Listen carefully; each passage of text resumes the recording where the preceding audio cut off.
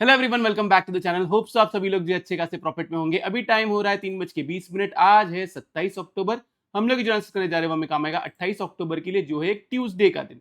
देखो, मैंने आप लोग को फ्राइडे के दिन ही समझाया था कि हम जो है डिप को बाय कर रहे हैं। क्लियर कट, जब यहाँ पे सब लोग बियरिश थे तब उस डिप को बाय किया। आज के दिन भी जब ओपनिंग के टाइम पे मैं और मेंबर्स बुलिश ही थे, और मैं स्ट्रिक्टली बोल रहा हूँ आप लोग को, अगर ये वाला गैप फिल नहीं करता है, ये जो 10 पॉइंट का गैप है ये फिल नहीं करता है, बी ऑन बाय साइड।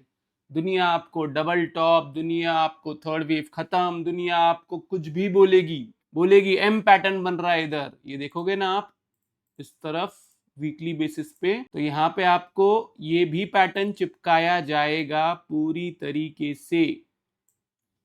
तरीके से चिपकाया जाएगा। आपको ये सब चीजों में नहीं पड़ना है।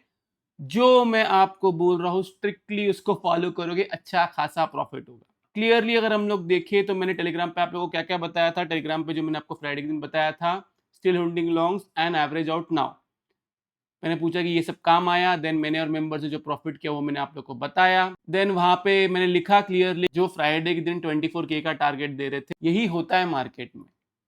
ये इन्फ्लुएंसर प्रजाति ऐसी ही है, इनको कोई स्टडी से ना कोई नॉलेज, और ना मैं यहाँ पे ना ही अपनी बड़ाई मार रहा हूँ ना किसी को इंसल्ट कर रहा हूँ। पहली बात तो जो बियर्स है, जिस दिन बुलिश डे रहेगा उस दिन गायब हो जाते हैं। जो लोग इन्फ्लुएंसर है वो लोग घूमते रहते हैं। एक दिन ग्रीन कैंडल बनी तो डायरेक्ट ऊपर का टारगेट, एक दिन रेड कैंडल बनी तो डायरेक्ट नीचे का टारगेट। आप अपने स्टडी के बेस पे ट्रेड करते हो, ये कभी भी याद रखो।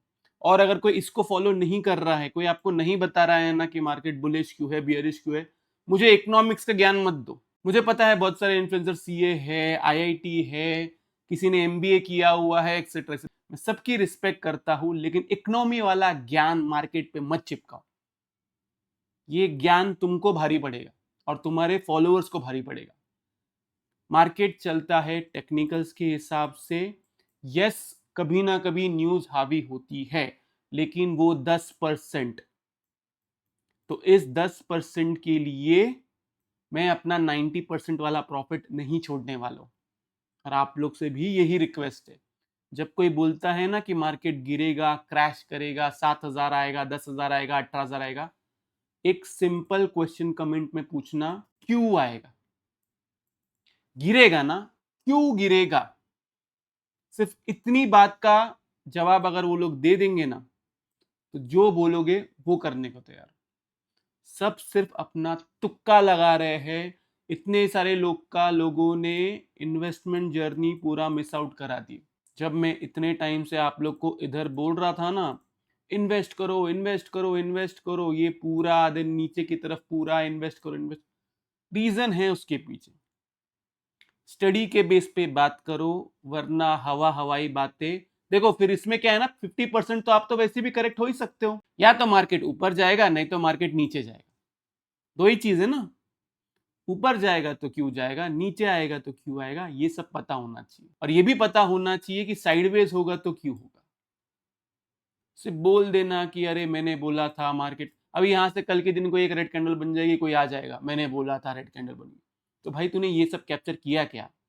ये अपने मेंबर्स को कैप्चर करवाया है क्या? ये बोल रहा है ये 90 डिग्री राइज है तो ये फॉल देगा। बेवकूफी है। और मैं वापस बोलता हूं, इसमें मेरा कोई ओवर कॉन्फिडेंस नहीं है। मुझे सिर्फ मेरे स्टडी पे भरोसा है और मार्केट स्टडी के बेस पे चलता है। मैं ऐसा नहीं बोल रहा कि मार्केट मैं चलाता हूँ, इतनी तो औकात मेरी है भी नहीं। और ना ही किसी और एनालिस्ट की है जो बोलता है मेरे वजह से मार्केट ऊपर गया। ये एरोगेंस है।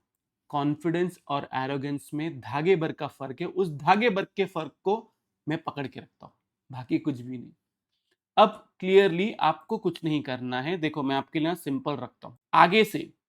देखो, टेक्निकली ये गैप फिल नहीं होता है, every dip is an buying opportunity. लेकिन अगर आपको लग रहा है कि ये एसएल बड़ा है भाई, बहुत बड़ा एसएल है, तो क्या करना है, यहां से एक फिबोनाची पकड़ो एंड नीचे की तरफ खींचो। ओके, 25,980 इसके ऊपर रहता है, be on by side target है आपका। ये 25,980 के नीचे रहता है, कोई ट्रेड नहीं लेना है। 25,680 इसके नीचे जाता है, सेल करना है। आपका टारगेट है 25,500, 450 से 500, बस इतना ही आपको फॉलो करना है। इसके बीच में कुछ नहीं करना है अगर आपको सेफ प्ले करना है। तो अगर आप रिस्क ले सकते हो तो भाई एसएल पकड़ो, ये गैप फिलिंग का बाय करो इस टारगेट के लिए। आप रिस्क नहीं ले सकते हो, कोई अगर कमेंट सेक्शन में आके रोया कि सर एसएल हिट हो गया, ये हो गया, वो हो गया, ट्रस्ट मी पर्सनली आके ब्लॉक करूंगा। क्योंकि ना ऐसे बेवकूफों की जरूरत ना मेरे चैनल पे है ना मार्केट में। क्या है ना, इस दिन मैं बाहर था और कुछ लोग बेवकूफी से हमको ट्रोल कर रहे थे कि क्या डिब्बा है इधर है डिब्बा। अरे भाई ये पूरा कैप्चर करवाया है और ये सबके बस की बात नहीं है कैप्चर करवाना, समझो इस बात को। अब किसी को अगर इससे भी छोटा एसएल रखना है ना गाइस, तो एक छोटा एसएल आप पकड़ सकते हो। अभी कल गैप अप होगा, गैप डाउन होगा, फ्लैट ओपनिंग होगी, मुझे नहीं पता। अगर ये वाला गैप फिल नहीं करता है ना, ये छोटा वाला गैप, आज वाला जो गैप है, be on by side, target new ATH, वही जो मैंने आपको बताया है 26,200 से 26,300, बस और कुछ नहीं करना है। ये रही बात निफ्टी की। अब हम आते हैं बैंक निफ्टी पे।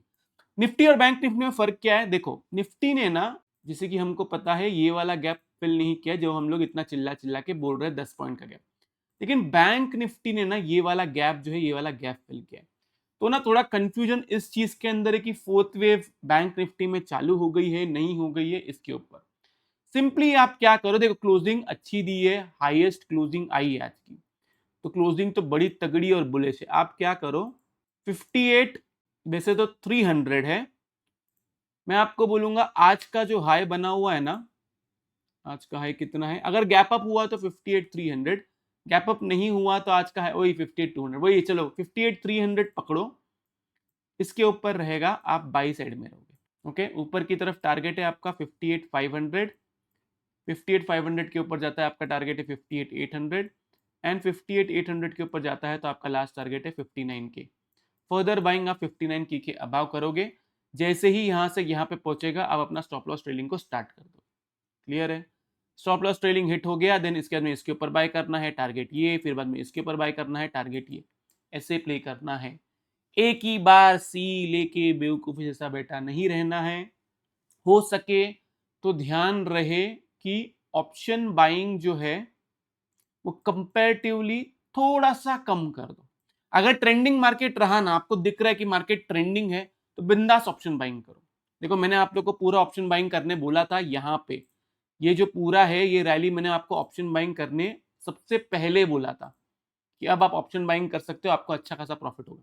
अब अगर ट्रेंडिंग मार्केट रहेगा ना जिस दिन, उसी दिन ऑप्शन बाइंग करो, वरना ऑप्शन बाइंग मत करो। और एल्स आप अगर नवंबर एंड एक्सपायरी या दिसंबर एक्सपायरी प्ले करते हो तो बिंदास आप ऑप्शन बाइंग कर सकते हो, कोई प्रॉब्लम वाली बात नहीं। नहीं तो क्या होगा, एक दिन विक्स जो है वो नीचे की तरफ आएगा और आपका मार्केट आपके डायरेक्शन में रहेगा तो भी डीके होगा। इसमें भी सिंपल देखो, इसमें ना टेक्निकली रेजिस्टेंस जो है वो 58,450 है। अगर इसके ऊपर क्लोजिंग आ गई देन समझ जाना कि रैली और अपसाइड कंटिन्यू रहेगी। यही लॉजिक इसके अंदर भी, अगर ये इसके ऊपर अगर क्लोजिंग दे देता है देन समझ जाना कि रैली अपसाइड कंटिन्यू रहेगी।